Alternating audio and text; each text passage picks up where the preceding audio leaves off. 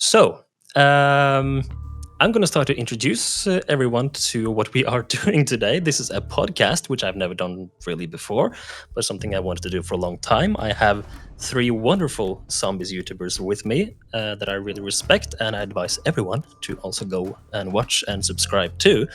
And we're going to talk about zombies. A lot of things about zombies, both the good parts, the bad parts, and everything in between.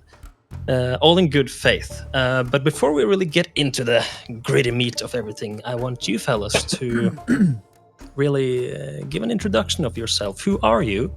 And what is your relationship with zombies? How did you get into the mode in the first place? Hey, and dude, we're talking about zombies? We're talking about zombies. I thought we were talking about multiplayer in Warzone, dude. I'm in the wrong place. You really want to talk about that? No, here, I guess I'll start though. Hello there, fellow zombie slayers. I'm Stanley 557, and I've been playing zombies for, I'm trying to think about this point, 15 years now, since Black Ops 1. I am in love with the series. I think it's one of the best things that Call of Duty's ever put out, and most of the time, I think the games can be both good and bad, and typically, the answer to a lot of people's opinions, in my opinion, is that these games kind of fall somewhere in the middle. That like there's very nuanced opinions and very nuanced ways to understand them, more than just being like this map sucks or this map's good. Awesome. That sounds sounds really good. What about you two fellas? Who are you? Expert, you can go ahead. All right. Yeah. So my channel, Expert Fusion, I've been playing zombies since 2008 with World at War. So I've definitely been around there since really just the first map. And I've even been playing Call of Duty before that. I played Call of Duty 3 back in 2006. So it's been way too long, but it's a franchise I've just been obsessed with ever since then, to be honest. Like even when I was like 6-7 years old, like I was just playing these games, and I probably was too young to be playing them. But regardless, I got so into them to the point where once I was about 13 years old, once Call of Duty Ghosts came out, that's when I decided to start uploading videos. And so I've been posting for like 10 years now, or 12 years, however long it's been. And I didn't really like start getting really into the groove of making videos and actually like, caring about what I'm doing until like the past couple years, ever since the pandemic. But with the mode itself, I feel like there's really never been a point where I've just absolutely hated it. I've always kind of just found some interest in different parts of it. Even with the modes that weren't great, I was always going back to the older modes and still having fun with it. So it probably will last until the mode lasts. So if they're still making zombies, 80 years from now, or not 80 years, but like 60 years from now, I'll definitely still be playing, even as an 80-year-old man. Perfectly fine with me. And then we can play together, and probably dementia will kick in and we'll forget what steps we've done. Oh, that would be so sad if I forget Easter egg steps. Oh no. Bro, imagine having dementia and trying to do Origins. That would be hilarious. I was playing with John Rizzo. Oh no. That's funny. Speaking of 80-year-olds, though. Oh no. Oh Alex, yeah. how are you, buddy? Oh yeah, speaking of 80-year-olds, here comes me. So similar to Stanley and Expert, I've been, a zombies fan for a while. I started at World at War, and oh, by the way, my name is Alex. You can call me Alex, or Afterlife is my channel. I also used to have a channel called Skeptics, but I changed it, whatever. But yeah, similar to them, started playing zombies in 2008 with World at War. But unlike them, I actually kind of didn't stick with the franchise for very long. So I played at World at War and I really loved it. And I kind of just stopped playing at that point for a number of years. I missed BO1, BO2. And then I actually got reintroduced to Call of Duty again when Advanced Warfare came out. And I started playing Exo Zombies. And I was like, wow, this has changed quite a bit. Didn't really understand about the three developers and how they traded the game. So I was a little confused when I started getting back into it, but then one day I turned YouTube on and I was looking for a guide on some zombies videos, and I saw the Smith Plays Shadows of Evil like ultimate guide, and I was like, what is this? And pretty much got Black Ops 3, loaded into it, and I have a little bit of a, I don't want to say like a unique take, but I got the opportunity to fall in love with the franchise twice. So I don't actually have the same necessarily the same like nostalgia for Black Ops 3, because I was already like an adult. I was in my 20s when Black Ops 3 came out. So just so everybody knows, it's really great. It's a really great game. So your nostalgia is not tricking you. It's just Black Ops 3 is actually that awesome. All this to say, I really think the mode peaked, at least for me personally, in Black Ops 4. I just love the way Blundell carried the franchise at that point. I love the heavy quests baked inside of the map. I love those boss fights. I love that art direction. Blundell just really like, I just get what he's doing. Whatever he does with game development, it really resonates with me. So it's been quite interesting to, join the Call of Duty community, leave it, kind of come back, and then see the transformation all around. But all this to say, I'm really interested in how Call of Duty is going to fare in this modern age, because it's a very big departure from where the mode started and where it kind of ended up with that Blundell era. And I'm just kind of interested to see how things unfold. So thanks for having me on the show, and I'm ready to dive in deeper to other specific topics. Just a quick word about me as well. I have never made a zombies video before because I really started my YouTube just for fun and just went into the Nintendo direction with everything around Zelda, Mario, and so on. And when I started to get a little of a follow base, I felt it would be too big of a departure to go into zombies, which is something I've always wanted to do, but I was just scared how it would be received by people who watched. And so the longer it went on, the harder it was to jump on and make a zombies video. But I've been a fan since, I'm not sure about a year, but I remember it's at least Black Ops 1, because I remember buying Black Ops 1 for my two big brothers for their birthday one year. And the only relationship I had with the series was that I'd heard about Call of Duty. It was this first-person shooter series, and that was all I knew. And what we discovered when we started to play together was that, man, this game has this second mode, Zombies. What is this all about? And it was, of course, Kino der Toten, which we found to be horrifying. The ambience, just a mystery box and its jingle was terrifying. Which is fun to look back on now. It's crazy how your perspective of a mode and what you find enjoyable about a mode changes as time goes on. But from there, I've been a huge fan. I remember, honestly, jumping to the school bus. I remember when the trailer for Die Rise came out and we saw that Mule Kick was coming back. I was that much of a fan around that era. Of course, I probably played Black Ops 3 more than any other mode. Loved it, loved Black Ops 4, and pretty much found enjoyment in all side modes, including Advanced Warfare and Infinite Warfare as well, and especially World War II, which we'll get back into later in the video. The only game I actually have not played is Modern Warfare 3 Zombies, and I think that was because I heard all these rumors about not being able to play solo, and you have to be online all the time, and all these things really killed that motivation for me, because my experience with public matches in Zombies have been essentially 98% bad. So it wasn't really a motivation to buy the game. But I've heard from, I think, reviews from you guys as well as many other YouTubers that the game is actually fairly good in many areas. And I've basically as big of a Zombies fan now as I was back in Black Ops 2, Black Ops 1, where I first got introduced into the series. So basically I always had this little YouTube dream of mine to talk about zombies, and finally have the opportunity to do just that. Yeah, nice, dude. MWZ is such a good game. It's so awesome getting into lobbies now when it can barely fill them, so you just wait on the loading screen for 30 minutes. So it's tough. I think that's the problem with having it only be online. It's just it's not gonna be playable in like 5 years, right? I mean, I think there was a couple Spec Ops modes in recent Modern Warfare games that are kind of like that, where you need to play with other players. Those are going to be dead in a few years too. So definitely unfortunate. I don't hate Modern Warfare Zombies. I'm definitely more in between on it, where I'm like, some of it's fun, some of it's not. But it is a shame that it's just going to be unplayable in the future. It is eventual.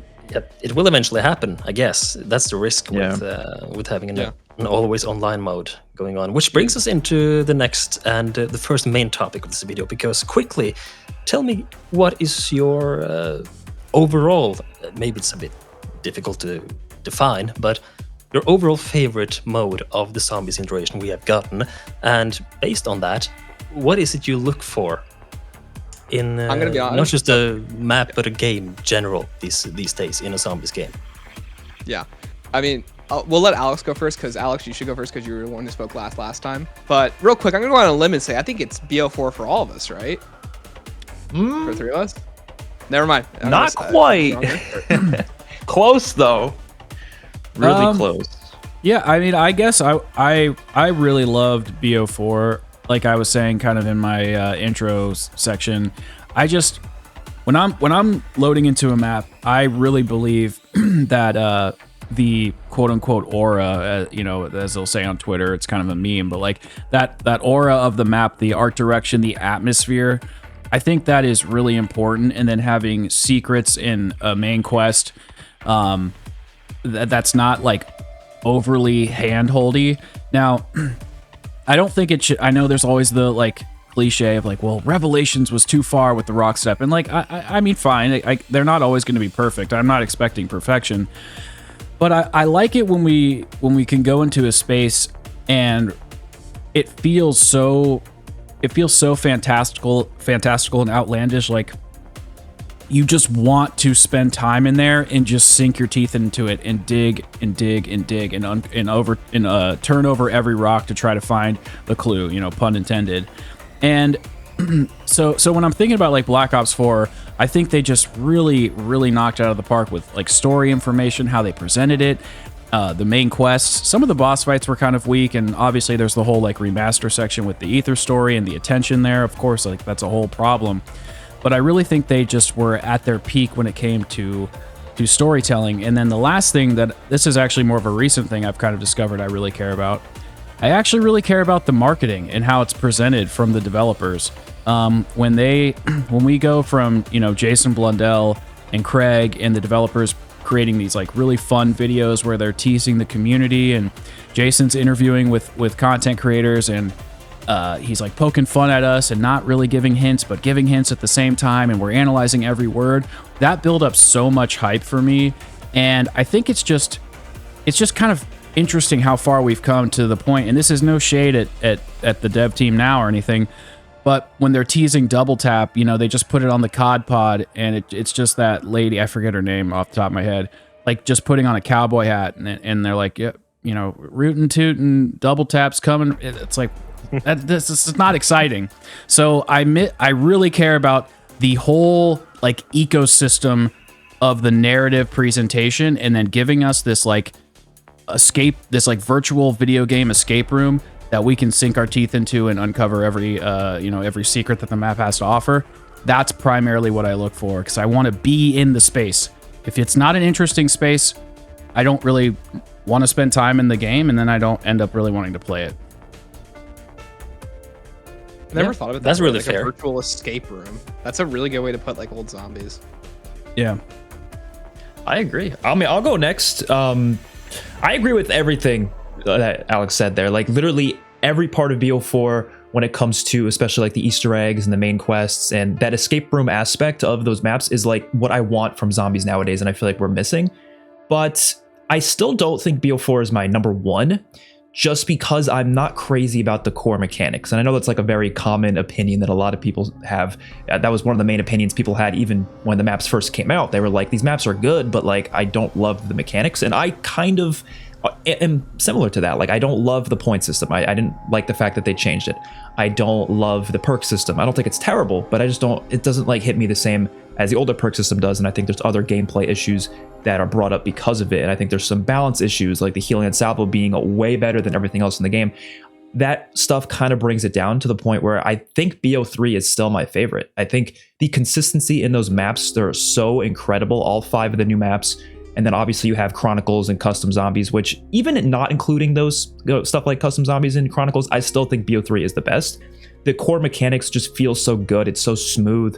Yeah, the zombies can kind of swipe you a little fast sometimes in the early rounds. That definitely happens, but I don't mind that. I think that adds to the vulnerability in the early rounds. I think there's so much uniqueness to each of those maps. It maybe doesn't have as many side Easter eggs as BO4. BO4 has a little bit more to it, but I think just the overall quality of BO3 is just a little bit better. So it ends up being my favorite. I have to shout out Infinite Warfare as well, though. That's definitely up there as my top 3. I think that's also a fantastic Zombies mode. That whole era of Zombies from like BO3 to BO4, that is what I love about Zombies. And in general, that's what I'm looking for from a Zombies mode. I'm looking for good main quests, good side quests, you know, a good theme, focus on the environment, a lot of variety, replayability. I like complex stuff. I like that era being as complex as it was. I was okay with Pack-a-Punch quests sometimes taking a little bit longer to learn. I was in love with the fact that the Easter eggs took longer to learn and they were usually pretty difficult. That stuff is just what got me even more into Zombies than I already was before. And I think if Zombies never went in that direction, I probably wouldn't have stuck around. I would not have stuck around if it was just BO1 Zombies forever, because it would have gotten stale at some point, you know? So I think that's my answer for that. Oh, nice. I would say mine's is, yeah, it's absolutely BO4. Or sorry, let me backtrack on that real quick. I was thinking too fast. It's a 3-way tie between BO4, BO3, and BO1. Okay. I think each of those games brings something completely different to the table. BO3 and BO4 bring the closest in similarity, but I think that each game does something completely different. Each game goes for different things, and they all accomplish it in spades. I also got to add Cold War as like an easy like number like 4 in that position too, where every game I feel like I'm able to get engrossed in the world, engrossed in the story, engrossed in whatever experience they're trying to tell. And each game that I like of these 4 gives something super solid, something super consistent to stick with. Every game does something completely different from the other, and I love that about them. They're all radically different, whether it be just the development team is different, the writing team is different, they are trying different things, they're getting creative with some games, they play it safe with others. Every experience provides something completely unique, but I do think BO4 reigns the top for me, just providing the strongest, most memorable experience. Every map, just like BO3, feels completely unique from itself, even if some of them are remakes, and then the Chaos storyline is still the strongest that any of the studios have actually tried hitting the ground running with a new story. And I think they pulled off the best, where it's still interesting, even though we haven't seen an actual map from it or its main characters since 2019. That's really fair. And it's surprising because I was expecting BO4 to not really be mentioned as anyone's favorite, but it's also happens to be my favorite as well, which is kind of surprising. I think about what you said, Fusion, about keeping Black Ops 1 going on forever would quickly become stale, and I feel it is kind of a similar situation to what is happening now, that we have gotten to a point where the maps can kind of start to feel stale, simply because with modern Zombies, we currently have these universal mechanics which have positive sides, but also hurt the overall uniqueness of each map. And I think this is something what we can call the golden era of Zombies was really good at, being Black Ops 3, IW, Black Ops 4, in that each map was not just a Zombies map, but it was a Zombies experience, and not just a Zombies location, if you know what I mean.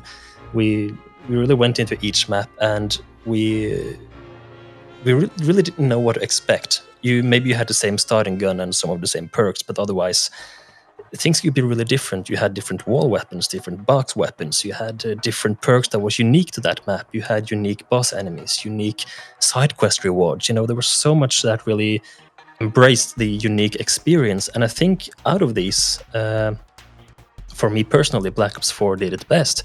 I mean, just looking at the characters you have to play as, you have Ultimus, Victus, Primus, and the Chaos crew and the Dead of the Night crew all in one game, which is quite insane.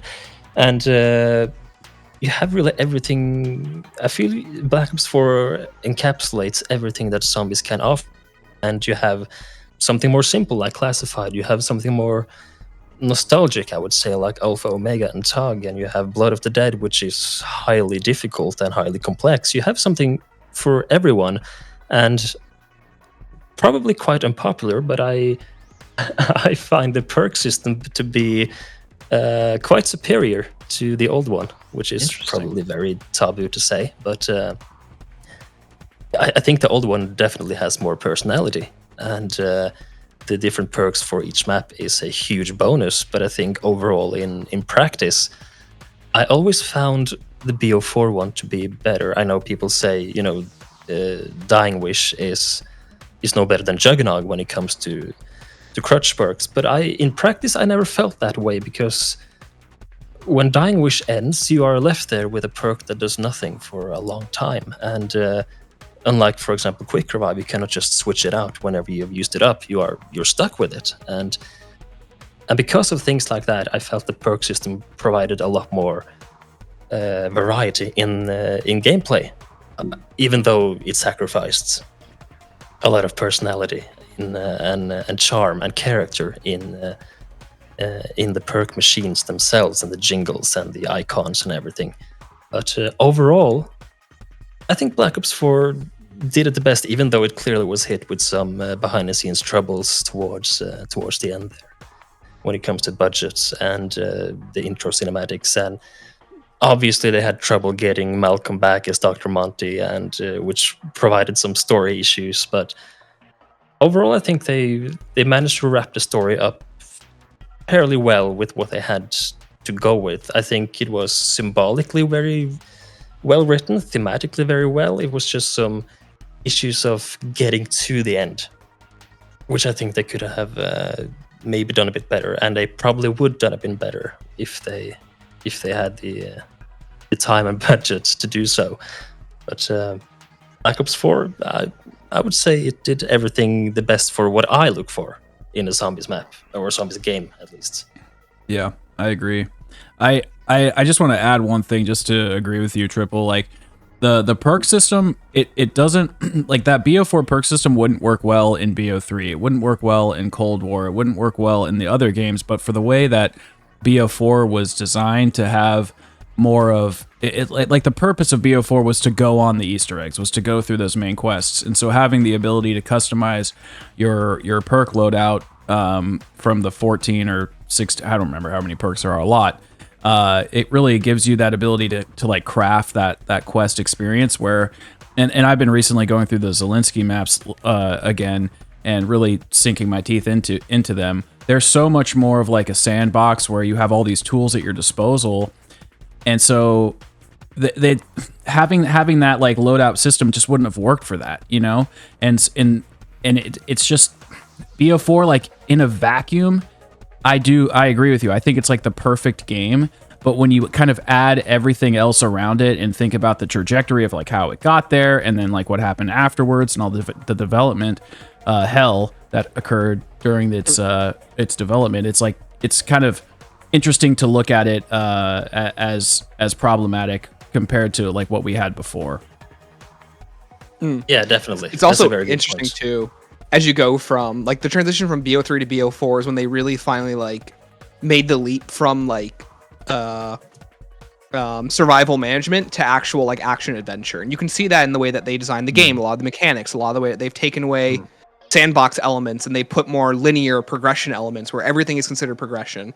The challenge system on 9, Ancient Evil, that simply gives you tools to progress your loadout. You have all the different wonder weapons, which you can get through quests. They want you to get the wonder weapon. That's not just like an RNG thing in the box anymore. They give you specialists, and you could upgrade those throughout the game.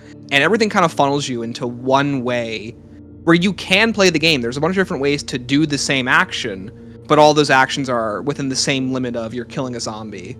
And it's usually a weapon that you're using, or it's usually like a trap that you're using. And then they want you to get more into the main quest of it. That's where it differs. And then you can see that going into like Cold War on, where they really dip into loadout and progression, or like progression in your loadout, and like how it's more linear rather than sandbox. Yeah, I think my issue with the perk system ultimately, like, honestly, I was never one of those people who was like upset at the fact that Juggernog wasn't in the game and Double Tap and all that, because most of them were included in some way, shape, or form, and at the end of the day, I didn't like need those. But my biggest issue with it is there was so many perks in the game, like 16, 17, and yet you could only get 4. And I don't like what they do now where there's no perk limit. I think that's terrible.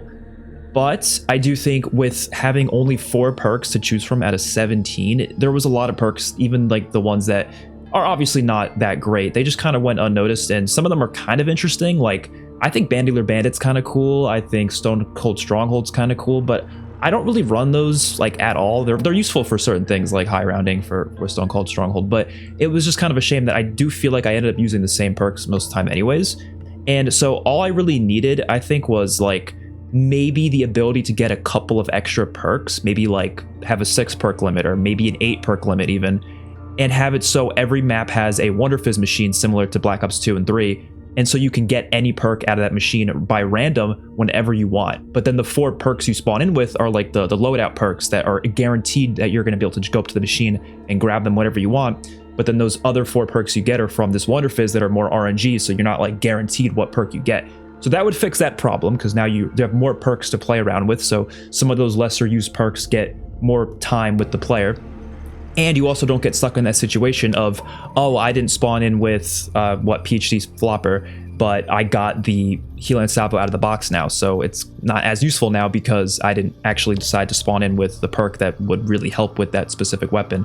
So I think that would have helped that. And I think that would, for me, that would have fixed the perk system. And I genuinely would think it's not better than the OG perk system, but at least like it wouldn't be a problem for me. Like I wouldn't dislike the game because of it. Or I obviously, you know what I mean? Like I wouldn't dislike it more than I worded that improperly. But like I like the game a lot, but like I wouldn't have it as a negative. That's what I meant to say. I think that's a really good idea for a solution for it. And when I think about it as well, you know, the thought of it is a bit different than when I play it in practice, because the thought of it is quite genius in that you take away Juggernog, which simply gives you more HP, and you replace it with different means of giving you protection, and you can mix and match those different types of protection to really change up your playstyle. And that's when the ideas of Stone Cold Strongholds and other perks really come in and feel like they really enhance the gameplay. But in practice, when I think about it, I don't really use the perk a lot. Like you said, you still end up using many of the same ones. I do still have a lot more variety when I play Black Ops 4 in terms of what perks I choose compared to BO3, for example. But still, there are many things that could have been done differently. And I think your idea is quite good here, and that they still should have gone through a bit of another draft when it comes to the balancing of these perks, because it still comes down to the same ones, and you are really locked in once you go in, which is kind of the beginning of this whole, like you mentioned, this whole loadout system, which we are getting into with the modern zombies. It's kind of a hybrid system in Black Ops 4 when it comes to Exactly. when it comes to this, when you compare it to the previous games and the modern era. So BO4 was really in a weird position in many ways, but I think it became beautifully weird. Some things didn't work as well. I, for example, don't like that the shield took up the tactical slot, and I'm sure, I guess they didn't really have a choice when they used all the D-pad slots for elixirs, but I think they could have done that a lot differently. So a lot of things didn't work quite as well, but it became a bit of a beautiful mess, to be honest. I think it's kind of evident for like the way that Zombies works, where it's like, I think each game, as much as I love them, like when you break it down, every game has like one big issue or a couple big issues that like doesn't make them perfect. And like BO4's got probably the most of them, despite like I think that a lot of what BO4 does is a lot of fun. It's really good, but those are like a lot of its gameplay is probably where it's hurt the most, and a lot of its basic mechanics. Well, and that's what I think holds that game back the most. It actually it's overcomplicated. No, first that was it. Yeah. No, I think it actually suffers the same thing that like Cold War and BO6 does. It's just like, you know, because you have a loadout system, so it's just in menu. It's just in menu stuff. So it's like it's no matter what. It's like you can take Stamina Up and Dead and Dying Wish and whatever, and go to Classified or Blood of the Dead and whatever, and have that same kind of gameplay experience with the like wonder weapons being different. But the difference, and why I would say it's even superior to Cold War, and I mean, and Expert and Stanley, we've talked about this dozens of times, but it's just the depth inside of those maps is so deep. Like if you go on Blood of the Dead, you can get monkey bombs, use your wraith fires, get the Hell's Retriever and upgrade it. You can get the magma gat, the acid gat, or use the blunder gat. you have your specialist, you have the main quest, you have the golden spork knife. There's like so much to do. So yes, if you just want to kill zombies, it's not going to feel different from maps 1 through 8, but the actual activities in the map are so dialed in and so specific and so rich that it gives it the appearance that it is different. Yeah. Yeah, Sure. agreed for sure. And this is what I like to think about zombies as kind of a split into 3 different eras, kind of a, should we call it a classic era from World of War to BO2 Advanced Warfare, being kind of a transition into what I would call kind of the golden era, encapsulating BO3, IW, World War II, and BO4. And then we have maybe the biggest distinction, which is kind of the modern era, where we have Cold War, Vanguard, MW3, and BO6, which has what I would describe it as a more corporate feeling, a more stripped away from its fantastical chaos that it had before, and streamlined a bit for the more general gamer. And that can be good. It all depends on that's also kind of the beauty in zombies, is that you, in retrospect, you can look back and find every game to have something good. And because these are elements that cannot coexist at the same time, therefore you cannot really please every player in every game. And so I think that's kind of the beauty of it as well, that you have games in zombies that fit for any kind of player. We are currently, of course, in Black Ops 6, maybe around halfway through, or at least soon to be, with the Shattered Veil releasing in a few days from when this is recorded.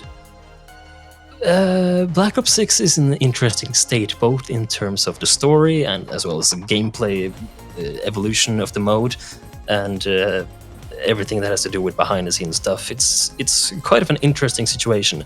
But I would like to hear you guys' thoughts on really the state of Black Ops 6, because this is, I think, one of the most polarizing games in zombies, because I've seen everyone from completely hating it with all their hearts, and some people on a completely different side of the spectrum that thinks this game is as good as zombies has ever been. And I'm kind of feeling like a metronome that kind of jumps a bit back and forth, but I'm probably somewhere around the middle, both when it comes to its core gameplay elements and the maps and where the story is going. And it's a lot to take in, a lot to talk about. Can you guys just give me just a quick recap of what are your thoughts on the current state of Black Ops 6? Stanley, Here, do you want to Expert, start? I'll let Expert start. He hasn't started yet. Okay. So in general, I think this is I think it's a decent zombies mode. I don't think it's one of my favorites, and it's definitely not one of my least favorites. I think the issue with it is very similar to the issues with even Cold War zombies, in a sense, where I do think the maps they kind of lack that depth and uniqueness. And I know we talked about that before. We'll probably talk about it a million more times because it's like such an important thing to us.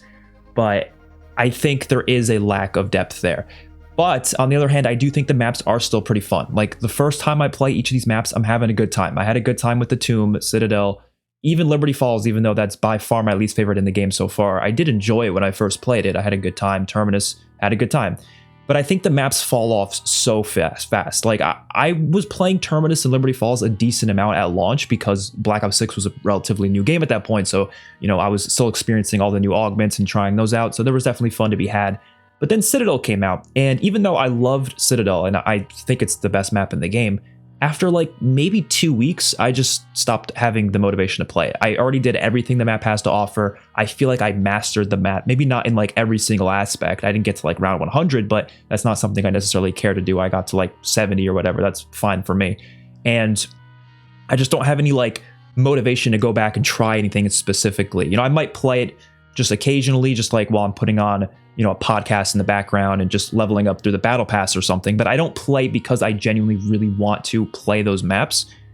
I actually find myself more so going back to older zombies like Infinite Warfare BO3 and just randomly playing those, whenever I feel like it. But the Tomb was also similar to this Citadel, where I feel like within a week after the map released, I just stopped finding interest in it. Even though I had a good time with it at launch, it dropped off fast. And I'm kind of worried the same thing's going to happen to Shattered Veil. I'm hoping it's not. I'm hoping that map keeps my interest just a little bit longer, but it does kind of fall off fast. And some people have said that that's kind of like consistent with most Zombies games, where people kind of play it for a week and then they get bored of it and then they wait till the next map.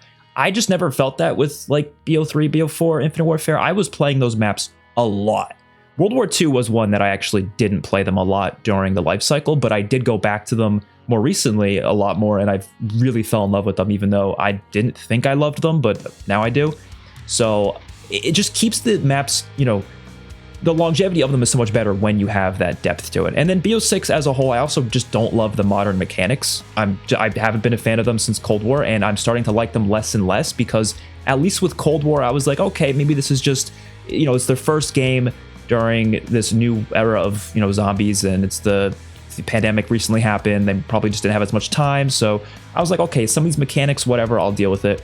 I just didn't think we would see it for technically 4 games in a row, because if you count Vanguard and MWZ, and we're probably going to get the same mechanics back next year with Black Ops 7 or whatever that game's going to be titled.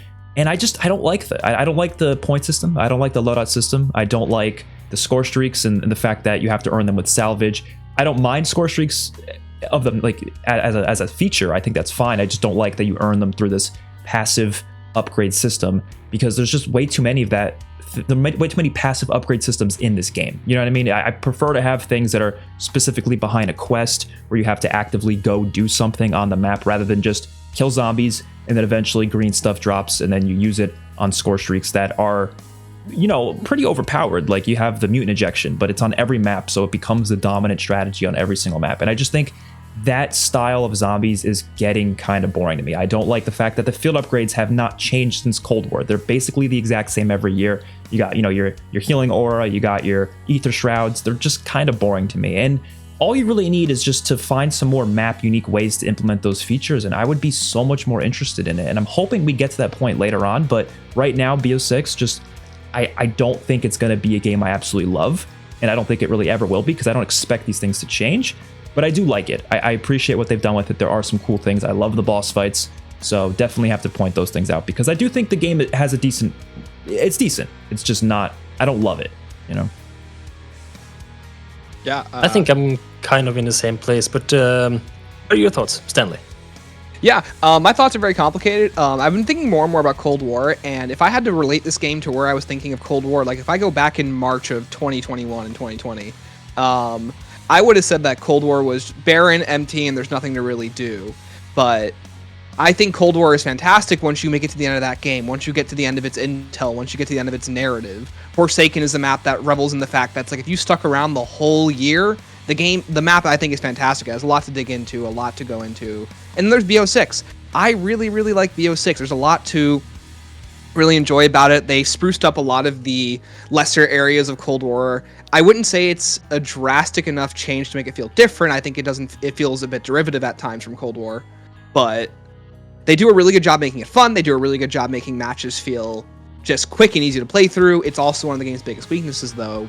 And then there are the issues with the narrative, which I really don't think I should even comment on until we're done with the game, as it has been currently a complete crapshoot, and I'm a bit worried about it right now. It's one of the core aspects of Zombies that no matter how bad the game is, the narrative is usually one of the stronger parts. And with BO6, I think it's probably been the weakest it's ever been in terms of it being consistent, in terms of it being impactful. We're about to be on map 5 of BO6's story, and there are a million different chess pieces on the board, and not a single one of them is getting a satisfying answer right now. None of them have been worked through in proper ways, and it seems like everything feels limited. There's only so much resources that they seem to be allocating to maps, and with the Tomb specifically, so much of it was relegated to a side character who, at the end of the day, dies to a mimic because he wanted a bottle of booze. So I'm a bit worried, but it's still a really fun game, and I think that once it's over, once we have more perspective on it, it'll be a game that I can give better, more conclusive thoughts on. But right now, I think it's fun, and the maps are I think they're beautiful. They're beautiful maps. They're fun maps to play, but they don't have the most depth to them, I think, besides Terminus. So I think that's kind of the how I common feel. or the common opinion amongst many people. Just this word depth. It's something. It's a term many people have used, and I think it kind of describes Black Ops 6 quite well when it comes to its issues. But before that, Alex, what are your thoughts? Black Ops 6 as a whole. What do you Yeah, think? I mean, I would say I'm similar to both what Expert and Stanley said. I'll try to add a couple different things. I'll start with the positive. I mean, I actually think that Black Ops 6's gameplay loop is just fantastic. Like, just loading in, killing zombies, getting it's like I half the time I want to just get in and maybe grind camos for like 20 minutes or listen to a podcast. I find myself going to around like 60, 70, 80 like all the time. Like it's so easy to just like slip into that gameplay loop like a pair of cozy slippers. Like it really is amazing. And when you look in the menus and you're looking at like, you know, grinding through your augments or getting your camo or looking at the 100%er calling card and like going through the prestige and unlocking all those rewards. If you play the game that way and you kind of forget about the story and the depth and the side Easter eggs and the main quests and all that stuff, all the stuff that I really, really care about, if you forget all about the stuff that I really care about, it's actually really great because like for example I was grinding you know, some calling cards or whatever, and I was like throwing around like shock charges and molotovs and like getting multiple elemental kills and like grinding my camos, and I was like stacking all these like challenges on top of one another, and I was like, this is actually pretty fun. I really do enjoy this. But aside from that, it's just super shallow. The story is just god awful. And it started off, I would say, really promising and really strong. And I know I've given my fair share of criticism on Cold War, but Stanley's right. The Cold War story still felt like a Black Ops Zombies story. It still had those legs. It still had depth. Like I wasn't super into it because I just thought it was a little kind of cheesy. But you know, you were relating to Weaver, you were relating to Sam. You know, there was Valentina or whatever her name is, and then the Forsaken, and like there was all these twists and turns all over the place. Like it was actually a pretty decent story, and the intel system was really good. But inside of Black Ops 6, it doesn't feel. I know this is like a feeling thing, and you can't quantify it, and it's just going to be an opinion. But it doesn't feel like a Black Ops Zombies title. If this feels like, you know, it's on the Infinity Ward, Modern Warfare 3 kind of engine thing, and I genuinely feel like we're just getting updates to zombies, and we're not getting zombies experiences. It just feels like we have this menu full of augments and perks and field upgrades and guns, and then they're like, here's another map that you can try all this stuff out, as opposed to giving you a map with nothing. Like when you're playing Black Ops 1, you have nothing. You're sitting in a chair as Mason, or not Mason. I don't know who it is. It doesn't matter. I forget. But you're sitting. It is Mason. Okay, that's what I thought. So you're sitting in the chair as Mason, and you just click 2 buttons, and then you're in Call of the Dead. You have nothing, and then the entirety of the experience is laid out before you in the map. Whereas this is the exact inverse, where you have everything in this at the tips of your fingers. And then you go into the map, and then you can play with all these toys that you have. I'm also I know this is going to sound negative. I'm not trying to be, but you know, this is the negative part of this comment here. I am so tired of the same updates. I'm so tired of the death machine. I'm so tired of like, oh, new perks coming. Oh, it's death perception again. Oh, it's the war machine. Okay, cool. No, dude, it's Frost Blast in season 3. Frost Blast. Yeah, like exactly. I actually really like Frost Blast, but it's just, you know, I'm so tired of the same. Like it's been like this for Vanguard. 5 years. 5 years of the same mechanics in the same, like, you know, half-baked story, and. Like, in my opinion, what I was really hoping for with BO6, when I saw Kevin Drew sitting on that couch with the gobblegum and the perks in the back and the magazines and the little book that said, you know, we're listening to feedback even though we hate your guts and we want you all to die. And I was just, I was hoping that that BO6 was going to be a combination of Zelensky's like sandbox, like thinking about like BO1 Moon with the hacker, like having all these tools at your disposal that are only unique to that map, with Blundell's challenging quests, but with Kevin Drew's grindy ass gameplay. I was like, if they brought those three, it's like the it's like Captain Planet. Like they're all putting their rings together and they're making the ultimate BO6 zombies game. Like if they did that, it would be perfect. But instead, it's like a teetering tower of story and no sandbox at all. Well, I mean, I guess there kind of is a sandbox. It's all passive and there's no depth to it at all. Like there's no individual things to not grind for, but to hunt for.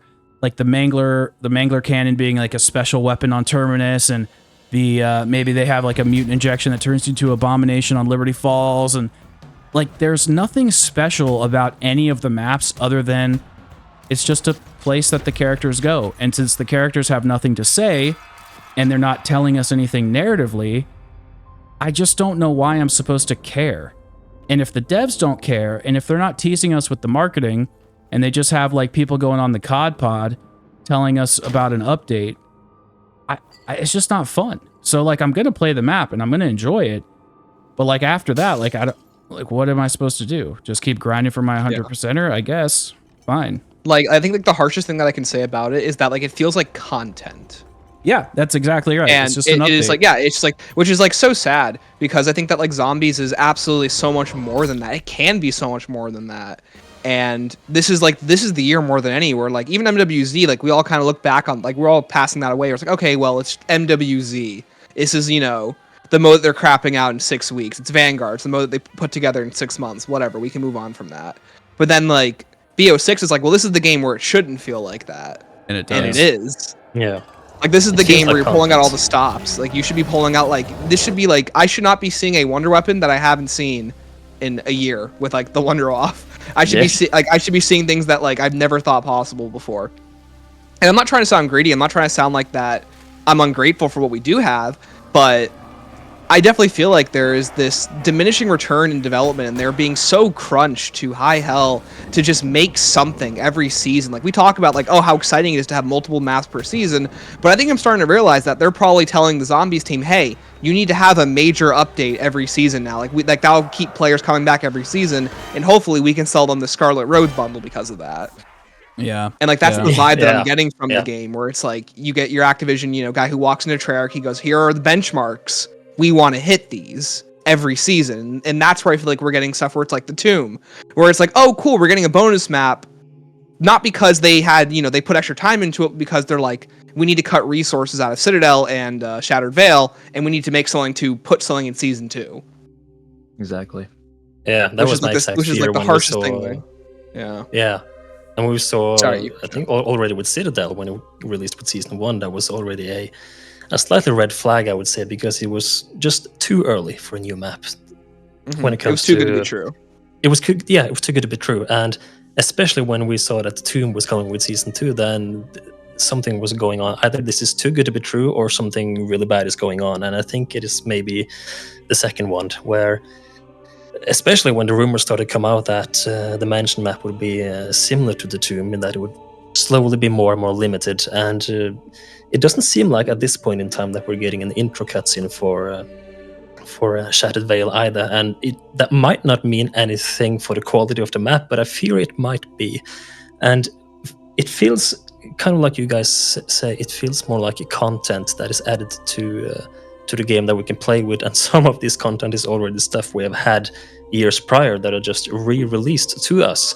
And instead of having new, deep, exciting, mysterious experiences that we can jump into and explore, it feels, I think what you said, Alex, that it feels like there are updates to the game and the maps are just kind of playgrounds where we can test these new mechanics in. That's a bit more how it feels like when you compare it to previous games. If I am to talk a bit about the positives, I think with BO6, is that I too think the gameplay loop is incredible. I think it is one of the best ones we've had in Zombies, personally, in terms of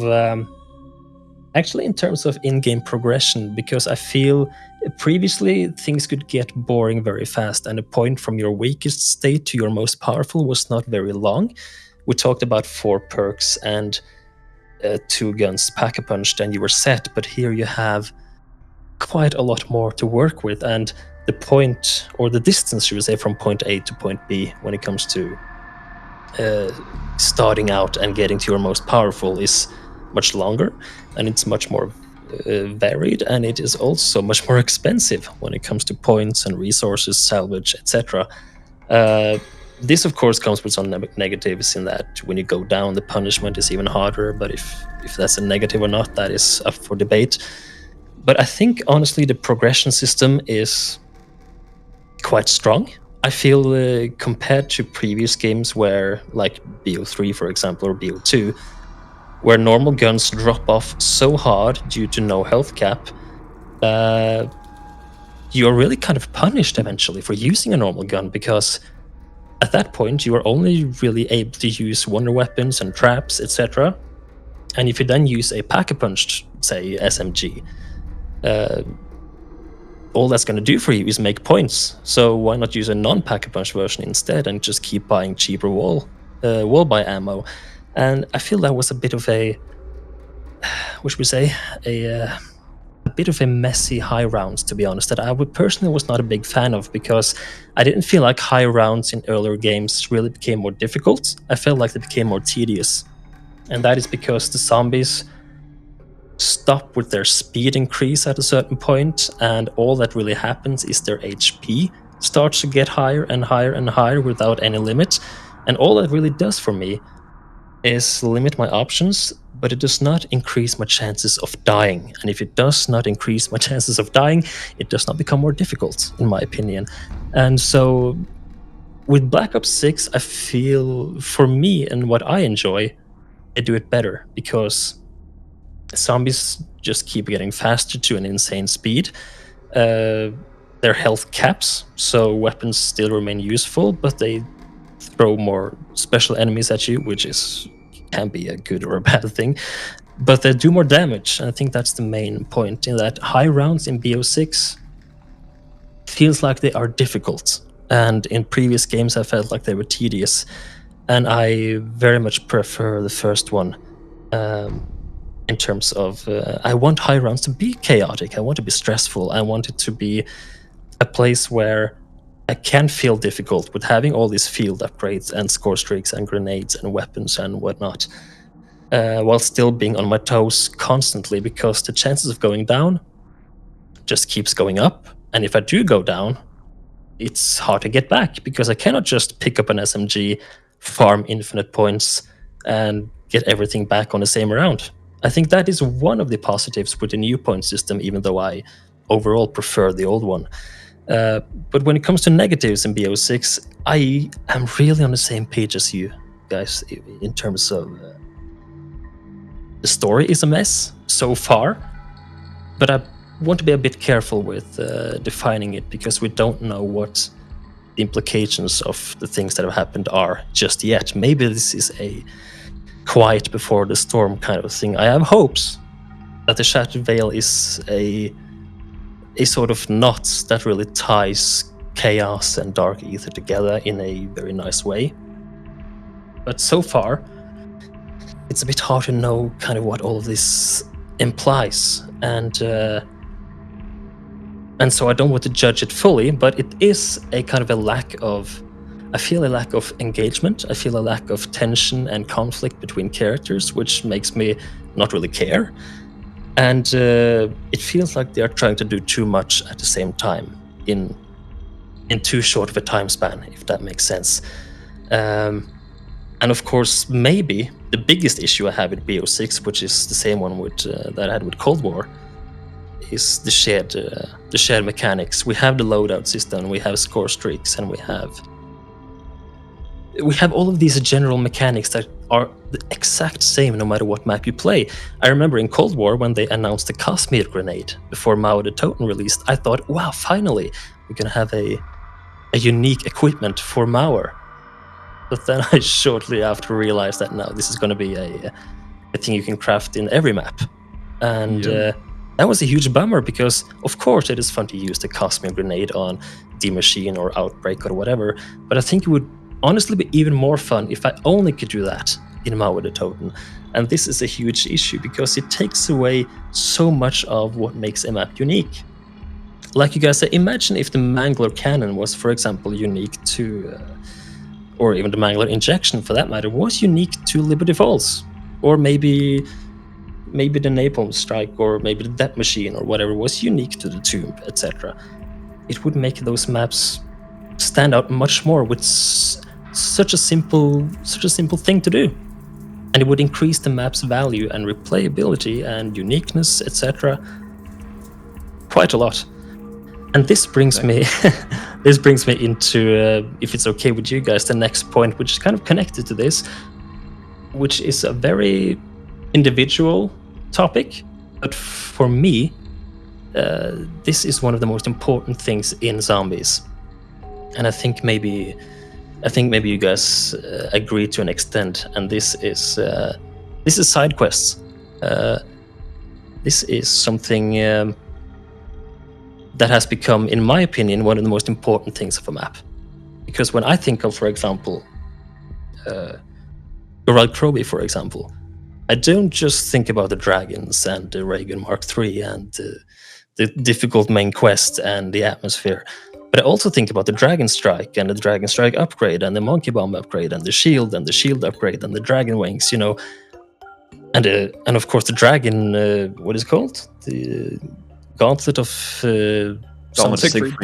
Siegfried, that's right. I think about all of these things because they become a part of the map's identity. They become something you can go for in a map that allows you to become stronger, allows you to feel a sense of progression in a different way than simply pack-a-punching your gun or buying a perk. And it is done in such a way that you get something unique to play with, a unique tool to play with to kill zombies, whether they say an upgrade for something you already have, like a monkey bomb or a shield, or it is something completely new. I feel this is so important, and for me it is one of the most important things in a zombies map, which is honestly the main flaw I had with Cold War. If you look at Forsaken, for example, I mean, credit where credit is due, that map has actually a ton of things to do, but the problem is that every single side quest in Forsaken gives you loot. And because of that, the map ends up feeling extremely hollow for me, extremely boring, in fact. Every single one gives you salvage or points or weapons, things that I can get just by playing.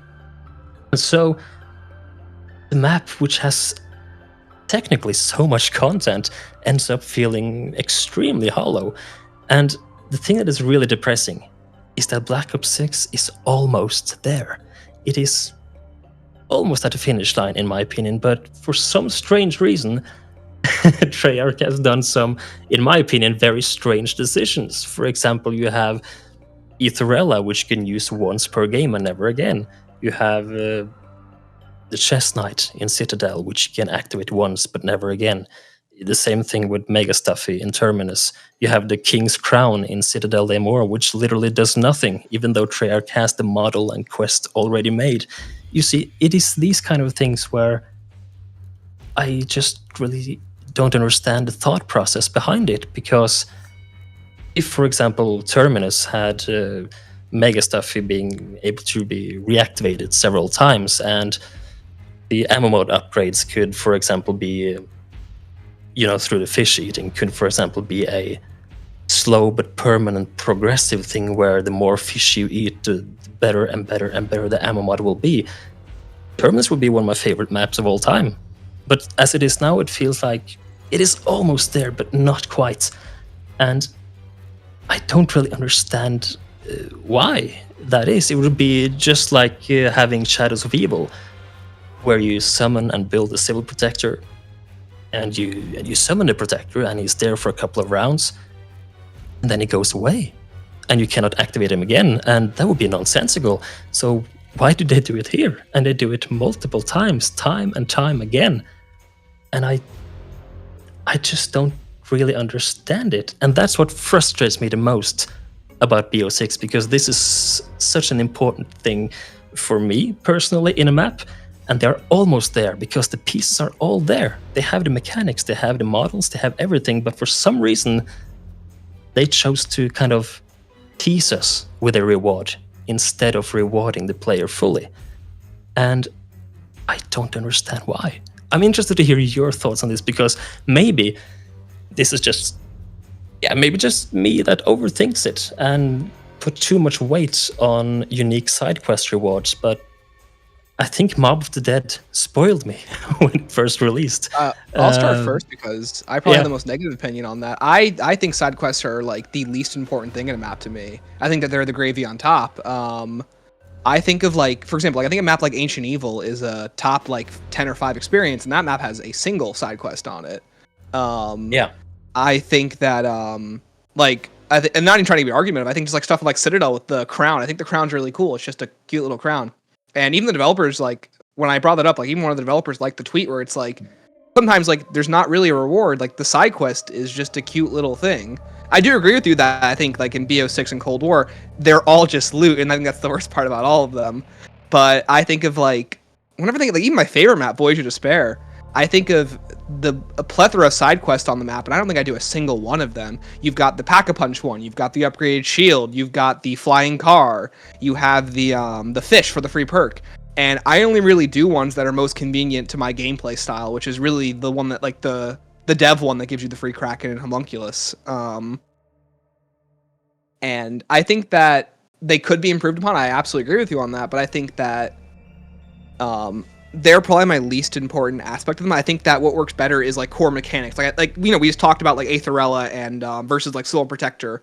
Like I think that mechanic is a great mechanic because that's a mechanic to the map rather than a one-time side quest. Like I would rather Aetherella be like a summonable like sidekick or like summonable like protector rather than her be a whole side quest for that and that just you turn into her once. Whereas like you summon her and you can like let's say like you just like turn like you can enter the robot and like that lets you be her while she's on the map. So now you can double that mechanic and like you like let's say you pay another 2,000 points and now you can like turn into Aetherella on top of that. Like that's where I think that would be a better way to do the Aetherella side quest rather than just doing it one time and it's gone. But it's an aspect of the maps that I don't think are the most important. I think it's way more important to have good quests, have good Easter eggs, have good like main quest, have good narratives and environments. The side Easter eggs are the last thing I do think about. Like even maps like Buried, or even like a lot of the older experiences. A lot of the older experiences, most of the side quests are just like the Easter egg song, and that's if you really want to listen to the Easter egg song. Yeah, that's true. I think a lot more of it is just environment. Like on Verrucht, all side Easter eggs are just like interacting with it, and like it's the horror vibes that it gives you. But I'll pass it off to one of you guys next. That's interesting. I think actually just to jump in quick, I think actually most people think the way you do, in that side quests are kind of back in the line when it comes to what is important in a map. I'm not really sure why side quests are so important to me. Maybe it's just this idea of these upgrades and new unique weapons and tools to use that are exclusive to a map, which for some reason really enhances a map for me. But I can't really put my finger on why it is such a big deal. But this is why I think it's so fun, because what we look for in zombies maps is so different, and it's super interesting. Mm-hmm. Yeah. Alex, expert.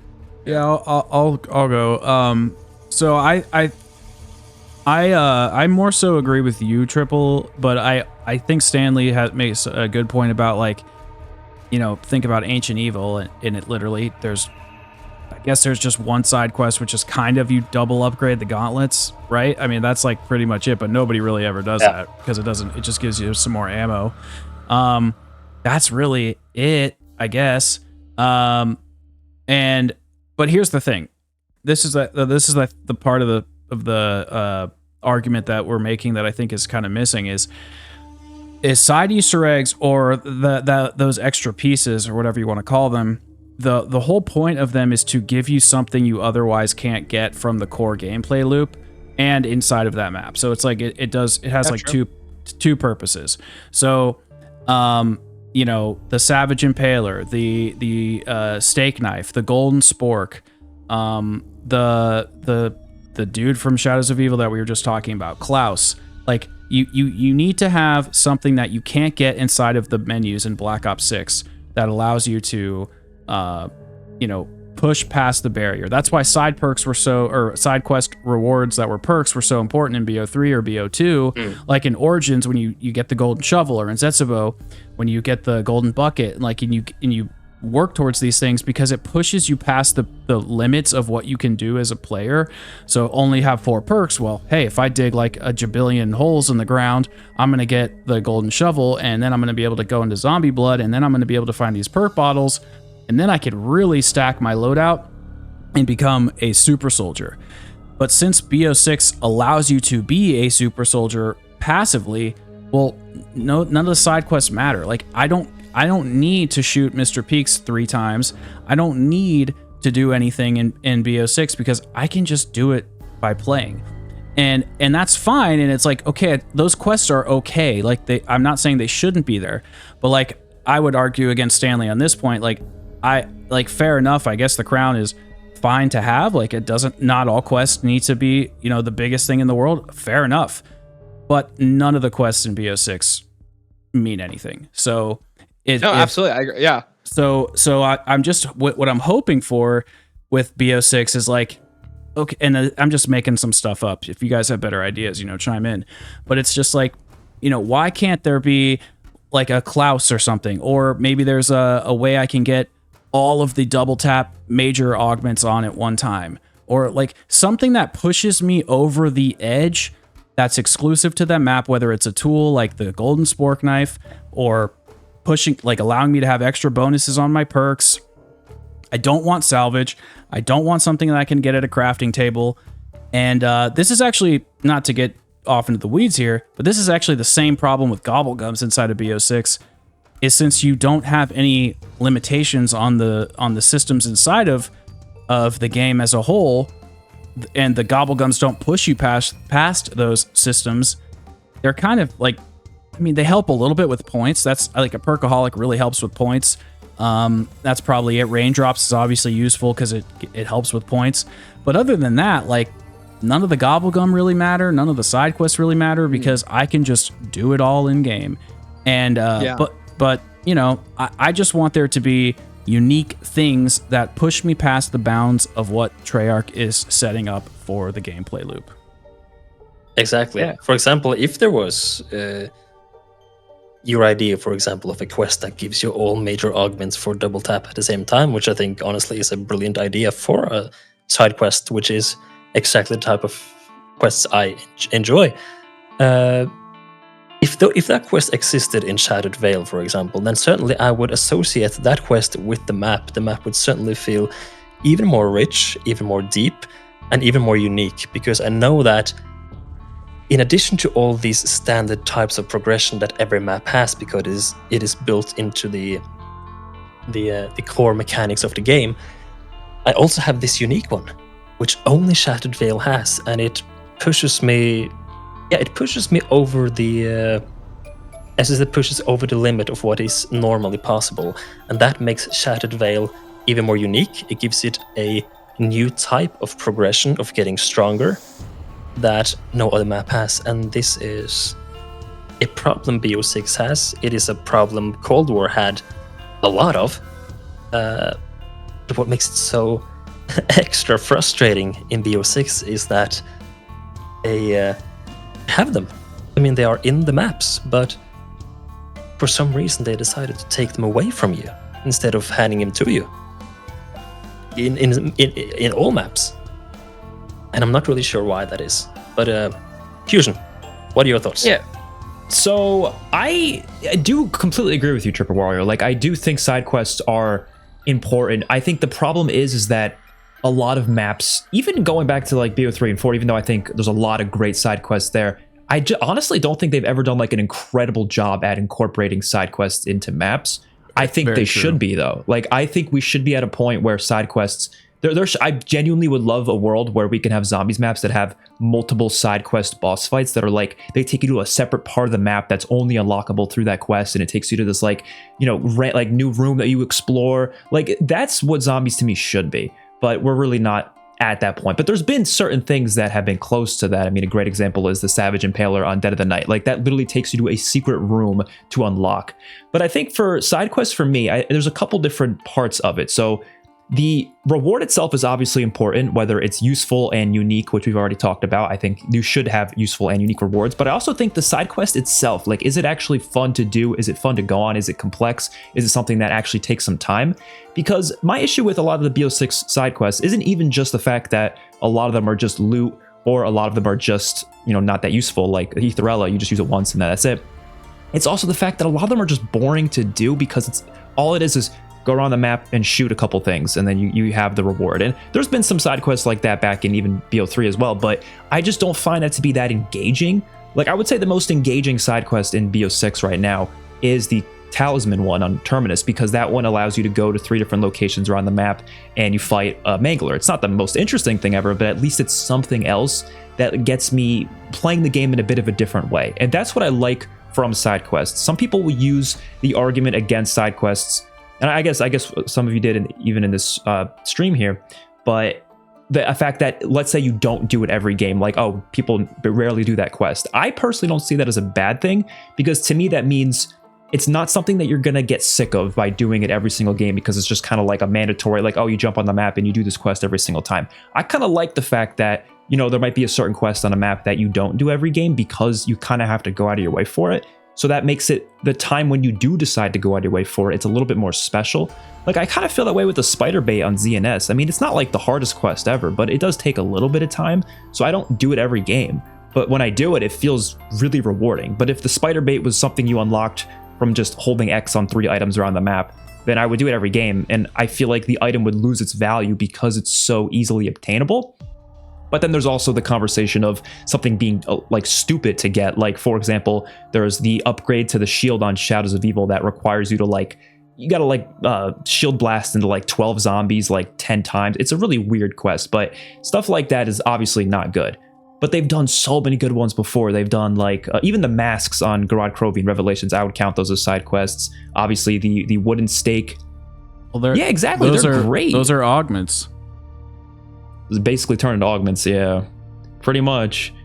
But they were so cool. They were these map unique things, like stuff like that would be awesome.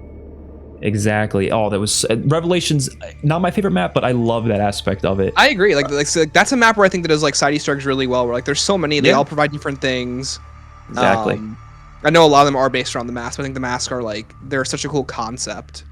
Exactly. And obviously, I don't want them to be in every map. I think at that point it becomes scope creep. It becomes now every map has to include that. But I wish that would come back in some way, shape, or form. I thought it was cool. Yeah, and then even Infinite Warfare, although I don't know if you'd count these as side Easter eggs or side quests, but I would count the Ghosts and Skulls quests as side quests. Absolutely, those are 100% side quests. Yeah, sure. By definition. Yeah, not all of them are great, but the fact that they exist, it's something else to do in the match. I just don't like the feeling of being on a zombies map and feeling like let's say I just don't feel like doing the main quest that day, because I don't always want to do it, right? I need something to do. I've been playing zombies for 17 years now. I can't just sit there and kill zombies all day. I will get bored of it eventually. So I need maps to have actual things to do that is interesting and unique to that experience. Stuff like the SAM trials isn't really enough for me, because it's just little tiny challenges that just give you loot. It's not as interesting as it's just loot. There's nothing engaging to go behind it. It's you do the trial, you do it for a minute and a half, and it's okay, well then in another round you'll do the exact same thing again, and maybe you'll get lucky and it'll drop you a Paptu crystal. That's another thing too. The SAM trials, I want different challenge trial systems per map, like they did in BO4. This exact same thing every map gets boring. But see, yeah, it's that goes into so many issues with BO6, where BO6 is built. Cold War BO6 are built in these ways where it's here are these basic systems, and then how do we just put them on each map? Which I'm not saying that other games don't do that, but you have the Afterlife arcade on each, it's the exact same on every Zombies in Spaceland, every IW map. But it's stuff like that. I feel the SAM trial should be completely different. They should be she should be saying different things on each map. Mm-hmm. She should at least be offering a different set of challenges unique to each map. But it's I don't know, that goes into so many issues.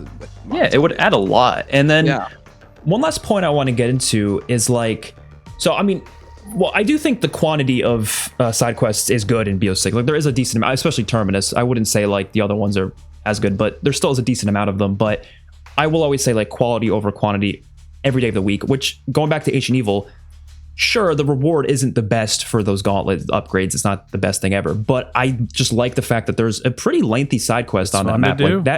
it probably takes just as long as like 6 side quests on any other BO6 map. So that adds a lot to Ancient Eve. It's also a permanent upgrade though, and it's like yeah, exactly. And or permanent for the game, and it's really useful, even if it's just 10 extra bullets on your gauntlets or 10 extra ammo. And it's difficult to do. It's got a barrier to entry. You got to get past. You have to solve puzzles for it. You have to do challenge lockdowns. Like they put a lot into that one specific quest, and it worked out really well. Yeah, it makes that one really memorable. Exactly. I think the reason they don't do a lot of them with like really unique rewards nowadays, I think it's pretty obvious, is they don't expect most casual players to do like these really, you know, niche side quests. So they don't want to lock specific things that they design behind it. Like, for example, the Savage Impaler, like that's a specific weapon that they would rather just throw in the mystery box and let everyone have nowadays, whereas back then it was very specific to that experience. But my like solution to that is there's plenty of things just already built into the game that, like we talked about before, like with like the augments and stuff, and being able to use more than one of them, but even just like upgrading items that already exist in the game. Like, why isn't there quests to upgrade the different score streaks or the different lethal and tacticals, or maybe even upgrade like the power-ups? Like that'd be kind of interesting idea. Like, oh, you do this side quest, and then now every time you get double points in that game, it's triple points instead. But it's like a really hard quest to do. You just have to, like, you know, if you really want to go for it and you really want the triple points, you can get it if you do this really difficult quest. But that's a good way to reward players, and you don't have to actually go out of your way and like add a completely new item to the game. But I would prefer they did, though. Like they just add that pizza launcher gun it's just a loadout gun now. You can just put it on whatever map you want. That would have been so cool as this like specific weapon on, like, it would have been great on Shattered Veil. Adding basically another wonder weapon to the map would have been awesome. No, I mean, like you look at the blunderbuss on Exodus, like that's like it's only on that map, and it's basically like hails a wonder weapon due to how good it is, how unique it is. And I'm sorry to cut you guys off real quick, but like I totally like, you know, I'm a guy who doesn't like side quests, but you know what? Like, what's cool about them in the past too is that like they're so optional, but they're so useful. I might not go for them, but you know, you guys might go for like the Savage Impaler on Dead of the Night, and that's like the spice of that is also important too. Is that like they give you that option to go for them, even if not many people do them. That is something that people can go for. They can get engaged with it. They can dive into it. It's more than just like going for. It's not as long as the main quest, but it's not as monotonous as the main gameplay. It provides a good middle ground for a lot of players, whereas a lot of the BO6 ones kind of fall more just on like, well, do this thing that you're basically already doing, and you get a reward that essentially does the exact same thing that 90% of your loadout does, which is just kill zombies. It just does it in a slightly more fantastical way. It doesn't change the mechanic. It doesn't give you something new to tool with. It's just, here's a little Ghost Knight chessboard piece, and it is honestly no more useful than just using a Mangler Injector and calling it a day. Yeah, I think you touched into the core of the issues with the side quest here, in that they are supposed to provide this alternate quest you can do, which really provides this depth to the maps. I mean, imagine if you have Goral Crovey, but remove every single thing about the map. Remove the Dragon Strike, and remove the Gauntlet of Fafnir, and remove the wings and the masks, and replace them all with loot. Certainly, Goral Crovey would feel extremely empty for me. The quests in both Cold War and Black Ops 6 have this potential. For example, the Burger King quest in Forsaken, really cool, but you get loot. Or in Terminus, when you go around and shoot the spores on the islands, it's kind of cool because you have this time limit on yourself due to this sea monster comes up and your limited time in the ocean, and it goes over several rounds, so you cannot just do it instantly. It's actually quite cool, and it has a bit of challenge to it, but the reward is loot. And I thought it was a perk. It's a perk as well, and yeah. It's still something that you can just buy yourself if you feel like it, and it is something you have the option to get by not doing it. If you don't do these quests, you don't really miss out on anything. You miss out on saving a couple of thousand points, really, and some rounds of scavenging salvage, but that's it. And I think these quests that you go on really need to have these rewards in the end as a carrot in order to do them. And they don't need to be a lot of them. They can be just one or two, like the golden armor in the tomb, a really good example. But to have just at least some quests that you can do from time to time, and you get a unique reward, which is unique to that map, that gives the map more depth. Because if the end goal for all quests are just things I can buy myself, certainly the the motivation to do them is not really there.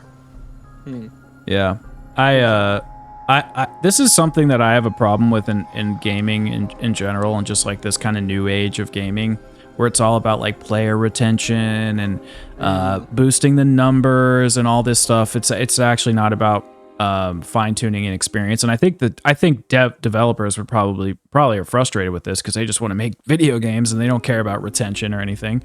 But my point is, I don't remember where I heard this. Maybe it was in an interview with Kevin Drew, or maybe it was something that the content creators brought back on one of their videos when BO6 was coming out. But something along the lines of the devs saying like, well, what's the point of like making these big elaborate quests if only like 0.01% of people are completing them or whatever. And maybe that's an extreme data point, but what I'm getting at here is older developers, in the early days of when gaming was coming up, or even in Elden Ring, there's just some developers out there that they don't care if a player sees all of the game. They basically put out this experience that's supposed to be timeless. Like you're supposed to be able to go back to BO1 at any point and experience Moon or whatever in that condition.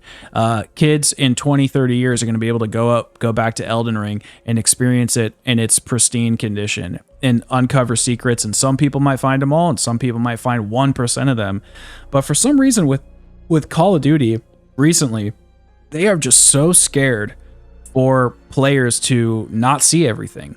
So when you have to make sure that to play out the meme, like what is it, like Billy No Thumbs or whatever sees the Kraken boss fight or Patient 13 on Terminus. Well, that kind of like dulls the experience for people who really love zombies, which is why I always say like make zombies for players that love zombies. And I know we don't want to like alienate casuals and stuff, and I'm fine with that. But inside of the, like, I would say the classic or golden era of zombies, I felt like there was a little bit of a hierarchical system in terms of difficulty, where an average player would just kind of get Pack-a-Punch and maybe get to round 10 or 15 and then quit. And then like as you become more and more experienced, there was more for you to be rewarded with. And it was kind of like a push and pull system between the fans and the developers. And based off of the data that Treyarch is getting, when they created that red light, green light mode for the Squid Game thing, they made the cap of that mode round 10 or something, because they said statistically most players don't go past round 10. So then they're like, but we need to make sure that those players that don't get past round 10 can do the Easter egg in the boss fight and can understand the whole entire ecosystem of zombies and the story and blah, blah, blah. It's like, who are you making this game mode for? And I really think that these developers, they are trying to like dip their toe in the past with nostalgia to make the old heads happy, bring in this new player base that doesn't even like zombies, catering to the casual. Like they're trying to appeal to so many different sects that's just screwing up the mode. And I want them to make a zombies mode that they are in love with, that they're passionate about, that's going to be for players who like it. And hey, if it's not even for me, then fine. But I just want it to be for some group of people somewhere out there. And they need to stop caring like whether or not myself or Stanley or Triple or Expert or Billy No Thumb sees the entirety of the map, because it's my choice what I do with my product. If I want to experience it all, I will. If I don't, I don't. Yeah. I mean, and like, it's not up for the devs to choose my experience. Yeah, it's funny you say that too, because like Kevin Drew, when he was going through his history at Treyarch, he even brings up like when he was directing Ancient Evil, the main takeaway that he learned from that map was like to make a map that he wanted to play, not like trying to appeal to community whims. Agreed. And it's strange that like I'm not seeing that though in like Me up neither. to BO6 since Cold War. So which again, like I don't want to give the devs like I don't want to suck them off or anything, but it's like that just kind of proves to me more that like this is someone coming in saying, we want zombies to do this, this, and that. We didn't see, like, some corporate overhead is looking at this beautiful art piece and going, well, how can we, get player retention rates higher with this? And that's when we start seeing stuff like, a map every season, a game that anyone can play, like, a bigger push for directed mode that I think Jason would have pushed so hard back on. Because it's like, whether 5 people did Dead of the Night's Easter egg or 2 billion people did it, what mattered is that the people who played it wanted to play it and got an experience out of it that was unique. that was difficult, and that pushed them to try harder. Like, Voyage of Despair was my first ever solo experience in like Easter egg and zombies, and I spent 2 weeks trying to beat it as an 18-year-old, and I finally did, and it was the most rewarding experience. But with nowadays, it's like, I'm not trying to say that easy zombies is bad, it's just that like that's the direction that they think is more important right now. I think that hurts the game mode. Well, and doesn't that extend the life? Sorry, last thing I'll say is like, doesn't that extend the life cycle or the lifespan of that map? You know, like, Exactly. doesn't it last now 2 weeks instead of 2 days? Yeah, that thing too. It's like, you know, people like Revelations, it took them, you know, 2.5 weeks to beat the Easter egg. You know, regardless of what you think of that, that was a difficult experience that brought people together to try and do that.